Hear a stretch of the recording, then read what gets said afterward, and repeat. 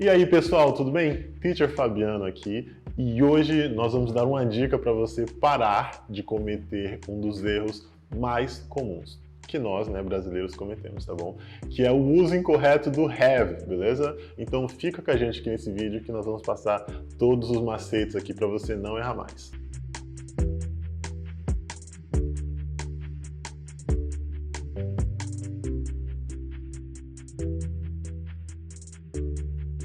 Bom, então vamos começar, né? O que quer dizer have? Beleza.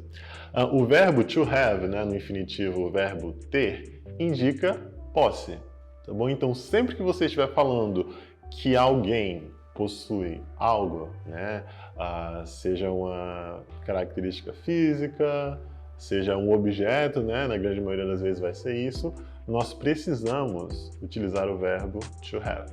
Então, por exemplo, I have a new cell phone. Eu tenho um celular novo. He has 3 dogs. Ele tem 3 cachorros. Qual foi a diferença aqui do have para o has? É só a terceira pessoa, tá? Então, vídeo do Simple Present tem tudo certinho aí sobre a diferença de conjugação para a terceira pessoa. Mas você precisa lembrar que o have ele entra só nessa situação. Mas você deve estar pensando, mas isso eu sei, have ter quer dizer que alguém tem alguma coisa. Porém, em português, nós utilizamos o verbo ter em outras situações além da posse. Por exemplo, quando eu falo sobre a idade, eu tenho 28 anos. Isso está correto em português, porque nós temos esse conceito de que a sua idade é o número de anos que você viveu, ou seja, para nós, o número de anos que nós temos. Só que se você fala com um nativo, uma pessoa que fala inglês ali desde sempre, essa noção de ter o tempo não existe, tá? Então, assim, você não pode dizer em inglês I have 28 years old, porque não existe, isso para eles não faz sentido. É claro que eles vão entender quando você disser years old, ou se ele te perguntar qual a sua idade, você vai dizer o número. Então, eles vão interpretar e vão conectar corretamente, isso não tem problema.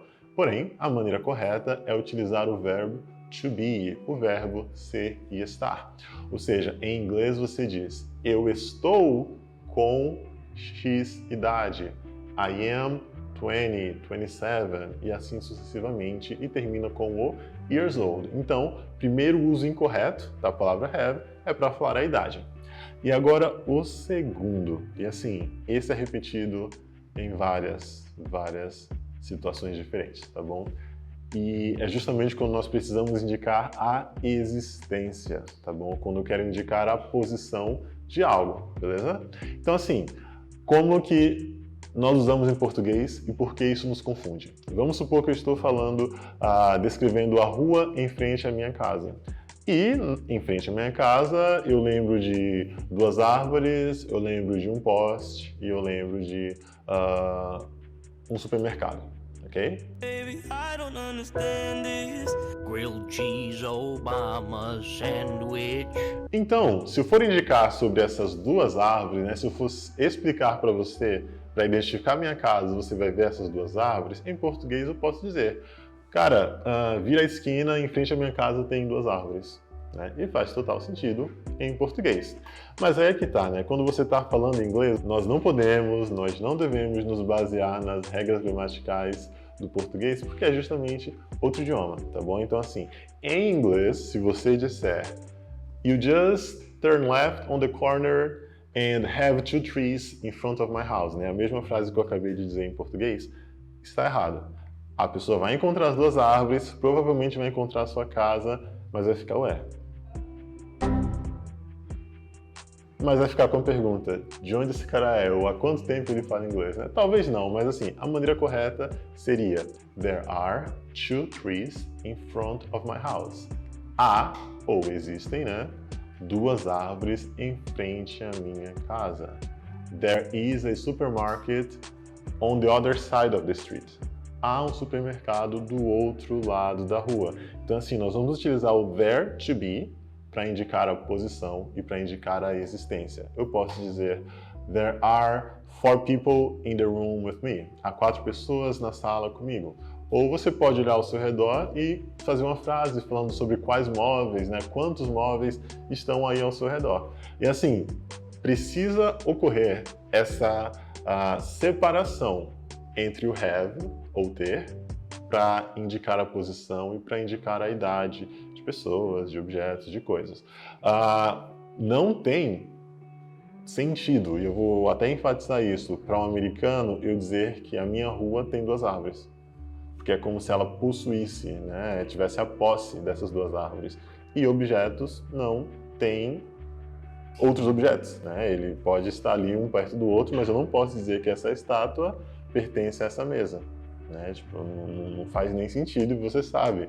Mas quando você diz em inglês have one statue on the table, é justamente isso que você está dizendo. Você está dizendo que um tem o outro aqui, que um é o dono do outro. Isso não faz sentido. Então, assim, é um erro que não vai mudar muito a mensagem que você quer passar, mas ele quebra muito a intenção e diminui muito o seu nível de fluência, a sua capacidade de passar certas informações, tá bom? Então, assim, não cometa esses tipos de erros.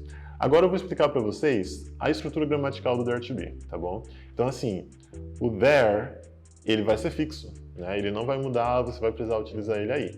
Mas no singular e no plural, você vai alternar entre o there is e o there are, sendo there is para singular e there are para plural, beleza? No afirmativo, você vai começar com there is, vai colocar a quantidade, né, que vai ser 1, porque é singular, falar do objeto e explicar a posição. Então, there is a cell phone beside the notebook. So, there is a cell phone beside the notebook. Bom, agora um exemplo no plural, no afirmativo.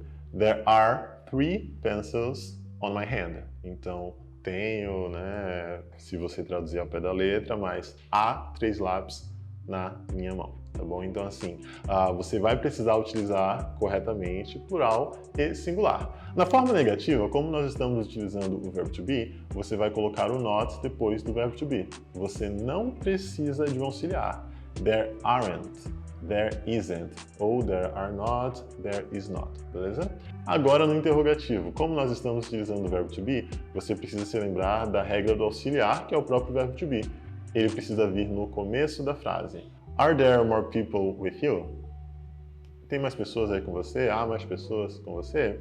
Ou is there a car in front of your house? Há um carro em frente à sua casa? Então, sempre que você fizer uma pergunta que você tem o verbo to be na frase, ele precisa vir para o início. Se ele for na negativa, o not vem logo depois. E se for na afirmativa, ele vem antes do sujeito de maneira normal, beleza? Então, ó, esse é o nosso vídeo de hoje, essa foi a nossa dica. Espero que tenha ajudado, que ajude vocês, né, de fato, a desvencilharem o ter com essas outras situações em inglês e que esse erro não seja mais cometido, beleza? Então, para mais vídeos como esse, para outros tipos de conteúdo, nos siga em nossas redes sociais, curte, comenta, compartilha esse vídeo com aquele seu amigo que você sabe que tem cometido esse erro, dá um heads up para ele e nós ficamos por aqui. See you later, bye bye!